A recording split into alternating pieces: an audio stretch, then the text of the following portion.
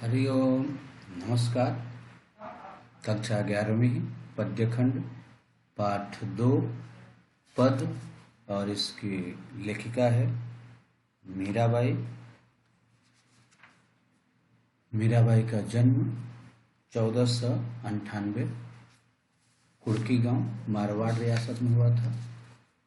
मीराबाई की प्रमुख रचनाएं मीरा, पदावली, नरसी जीरो, माहिरो और मीरा जी की मृत्यु हुई थी 1546 में। मीरा सगुण धारा की महत्वपूर्ण भक्त कवयित्री है। कृष्ण की उपासिका होने के कारण उनकी कविता में सगुण भक्ति मुख्य रूप से मौजूद है, लेकिन निर्गुण भक्ति का प्रभाव भी मिलता है। संत कबीर रैदास उनके गुरु माने जाते हैं। बचपन से ही उनके मन में कृष्ण भक्ति की भावना जन्म ले चुकी थी, इसलिए वे कृष्ण को ही अपना आराध्य और पति मानती रही। अन्य भक्तिकालीन कवियों की तरह मीरा ने भी देश में दूर दूर तक यात्राएं की, यहाँ तक कि उन्होंने कृष्ण की लीला भूमि वृंदावन की यात्रा की। जीवन के अंतिम दिनों में वे द्वारिका चले गई। माना जाता है कि वहीं रणछोड़ दास जी की मंदिर की मूर्ति में वे समाहित हो गए, यानी उनके शरीर से एक ज्योति निकला और द्वारिकाधीश के चरणों में विलीन हो गया। उन्होंने लोकलाज और कुल की मर्यादा के नाम पर लगाए गए सामाजिक और वैचारिक बंधनों का हमेशा विरोध किया। पर्दा प्रथा का भी पालन नहीं किया तथा मंदिर में सार्वजनिक रूप से नाचने गाने में कभी हिचक महसूस नहीं की। मीरा मानती थी कि महापुरुषों के साथ संवाद, जिसे सत्संग कहा जाता था, से ज्ञान प्राप्त होता है और ज्ञान से मुक्ति मिलती है। अपनी इन मान्यताओं को लेकर वे दृढ़ निश्चयी थी। निंदा या बंदगी उनको अपने पद से विचलित नहीं कर पाई।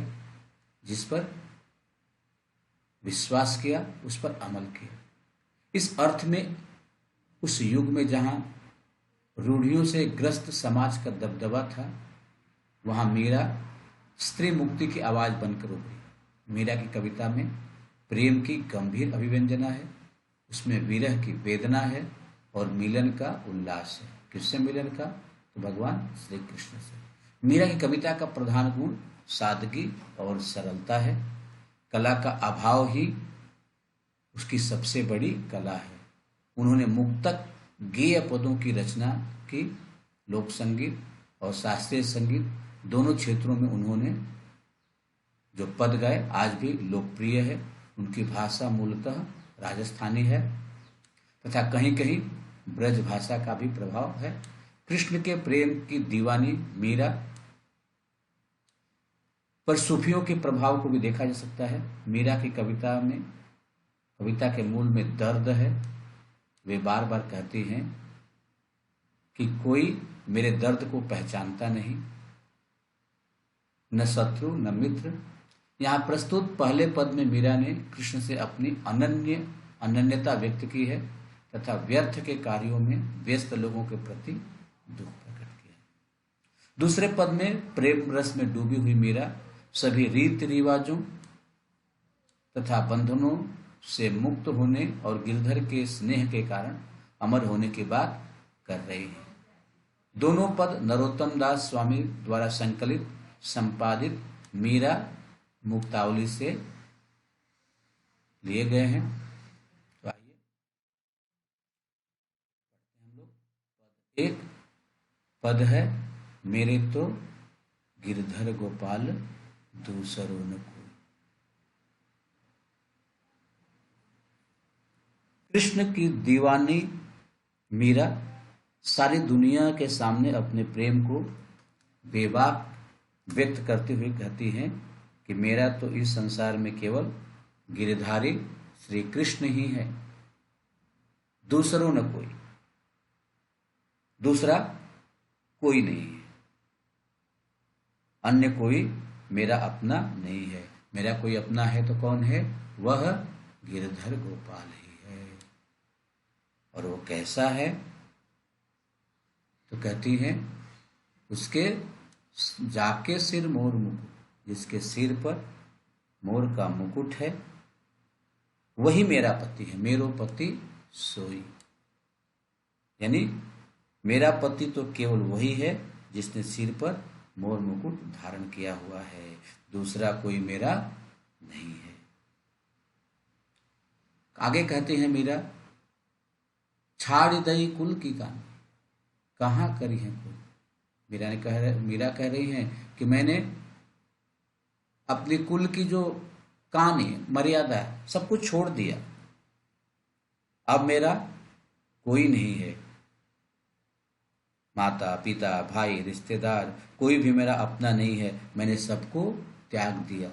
और सबको त्याग दिया तो कह रही है कि कहाँ करी है कोई, अब मेरा कोई क्या करेगा, मैंने सब कुछ त्याग दिया है। और मैं सिर्फ मेरा कोई है तो एकमात्र मोर मुकुटधारी श्री कृष्ण मेरा एकमात्र सहारा है। मैंने कुल की प्रतिष्ठा का विचार भी त्याग दिया है, अब मेरा कोई क्या कर लेगा। मेरे तो रक्षक स्वयं भगवान है। इसलिए मीरा के कहने का यहाँ पर आशय है कि अब मेरा कोई कुछ नहीं बिगाड़ सकता है, क्योंकि मेरे रक्षक भगवान है। मीरा आगे क्या करती है, संतन ढिग बैठी बैठी, ढिग यानी साथ, संतों के साथ बैठ करके, बैठी बैठी में यहाँ पर पुनरुक्ति प्रकाश अलंकार है। लोक लाज खोई, संतों के साथ बैठ बैठकर मीरा ने क्या किया, लोक लाज खत्म कर दिया। असुवन जल सींच सींची प्रेम बेली बोली, मीरा अपने विरह रूपी अश्रुओं के जल से सींच सींच करके अपने प्रेम की बेल को, कृष्ण भक्ति रूपी प्रेम की बेल को बोया है। और कह रहे हैं कि अब तो यह बेल फैल गया, बड़ा हो गया है, अब इस पर आनंद रूपी फल होगा। तो मीरा के कहने का आशय है कि मैंने रो रो कर कृष्ण का प्रेम प्राप्त किया है और इस प्रेम को मन में अच्छी तरह से बसा लिया है। अब तो इस भगवत प्रेम में मुझे आनंद भी आने लगा है। आगे मीरा कहती हैं कि मैंने दूध की मथनियां बड़े प्रेम से पिलोई, तो मैंने दूध में मथनी डालकर बड़े प्रेम से उसे पिलोया है। उसमें से मैंने क्या निकाल लिया, दधी मथी घृत काढ़ लियो, दधी को मथ करके मैंने उसमें से मक्खन निकाल दिया। और डाल दही छोई, जो छाछ बच्ची है उसको मैंने छोड़ दिया। तो आशय यह है कि मीराबाई कहने कि मैंने संसार का चिंतन मंथन करके यह पाया है कि संसार में भगवान की भक्ति ही सर्वश्रेष्ठ है। इसलिए सांसारिक जीवन में मैंने कृष्ण भक्ति जो महत्वपूर्ण है उसको हमने प्राप्त कर लिया है, ग्रहण कर लिया है, और असार संसार को हमने त्याग दिया है। सांसारिकता को मीराबाई निसार छाछ के समान मानती है और इसलिए उसको उन्होंने त्याग दिया है। और कहती है उसे जो चाहे अपनाए, मुझे इससे लेना देना नहीं है, मैंने उसको त्याग दिया। और भगत देख राज्य हुई, मीरा अपनी भक्ति को देख करके, भगवान की भक्ति को देख करके मीरा को प्रसन्नता हो रही है और जगत देख रोई, संसार को देख करके वह रोती है। क्यों रोती है? क्योंकि वह देखती है कि संसार के लोग इस असार संसार के पीछे ही अपना अमूल्य समय व्यतीत कर रहे हैं और कृष्ण भक्ति से दूर हो गए हैं, इसलिए वह रोती है। मीरा कहती है, दासी मीरा लाल गिरधर तारो मोही, हे श्री कृष्ण, हे गिरधर, इस दासी मीरा का उद्धार करो, अब और प्रतीक्षा मत कराओ, आपकी सेविका हूँ, मेरा उद्धार करो। अब यहाँ देख लेते हैं कि प्रेम बेल और आनंद फल में, प्रेम बेल और आनंद फल में रूपक अलंकार है। प्रेम रूपी बेल और आनंद रूपी फल, तो यहाँ पर रूपक अलंकार है। फिर दूध की मथनियाँ, और यहाँ पर अन्योक्ति अलंकार है। अनुप्रास अलंकार की छटा पूरी भरी पड़ी है। गिरधर गोपाल अनुप्रास अलंकार, मोर मुकुट अनुप्रास अलंकार, मोर मुकुट और मेरो अनुप्रास अलंकार, कुल की कहानी कहाँ करी है कोई अनुप्रास अलंकार। फिर बैठे बैठे और सींच सींच में पुनरुक्ति प्रकाश, बैठे बैठे और सींच सींच में पुनरुक्ति प्रकाश अलंकार। फिर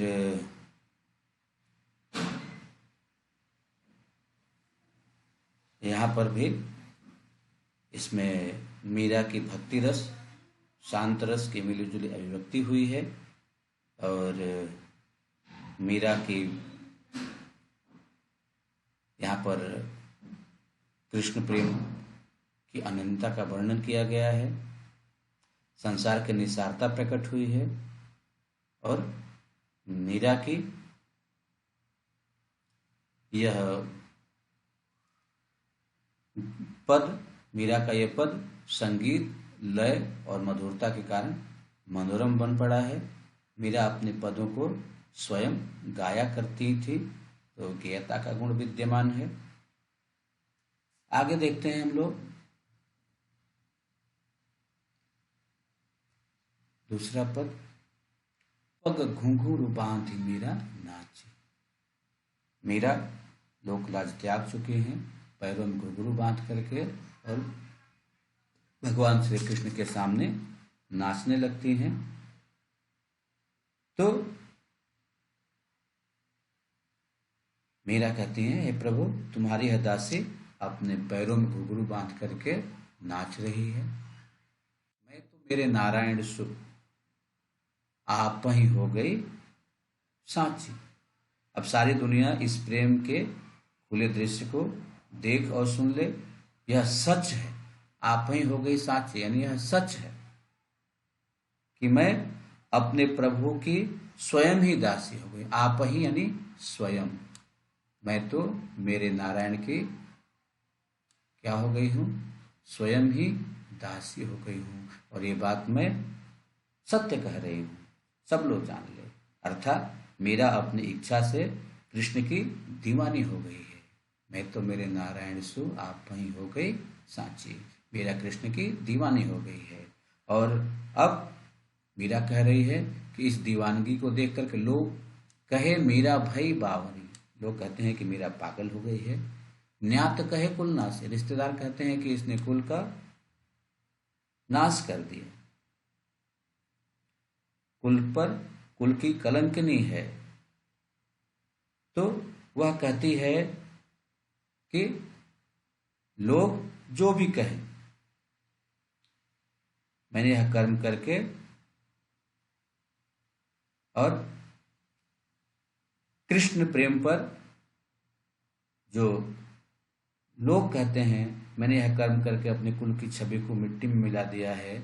और ये लोगों का कहना है, विष का प्याला राणा भेजा। कहती है मीरा कि मीरा को राणा ने विष का प्याला भेजा और उसको भी मीरा ने हंसकर पी लिया। राणा जी ने मुझे मार डालने के लिए विष का प्याला भर कर भेजा और मैं उस प्याले को भी सहज पी गई, परंतु कृष्ण की इस दासी पर जहर का कोई प्रभाव नहीं हुआ।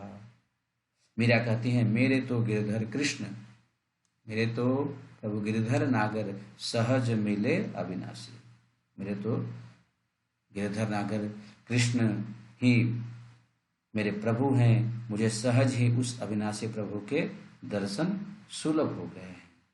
और इस तरह से मीरा यहाँ पर कहती हैं कि ईश्वर सहज है, वह अविनाशी ईश्वर बहुत ही मुझे सहज ही भक्ति के द्वारा मिल गए हैं। वह ईश्वर कैसे हैं? तो गिरधर हैं, नागर हैं, चतुर हैं, गिरि को धारण करने वाले हैं, व्यवहार कुशल हैं, और वे मुझे सहज ही प्राप्त हो गए। तो यहाँ पर भी लिखते हैं, अनुप्रास की छटा है, कहे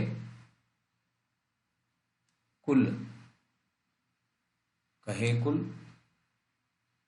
प्रभु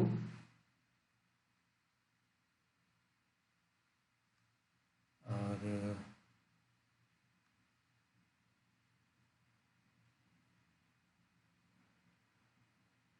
तो इस तरह से यहाँ पर भाषा, संगीत, लय और माधुर्य की दृष्टि से परम मनोरम बन गया है। भक्ति रस की अभिव्यक्ति हुई है और कृष्ण की अटूट निष्ठा इस पद में व्यक्त हुई है। कृष्ण को मीरा नारायण, गिरधर, नागर, अविनाशी इत्यादि विशेषणों से यहाँ पर बुला रही हैं।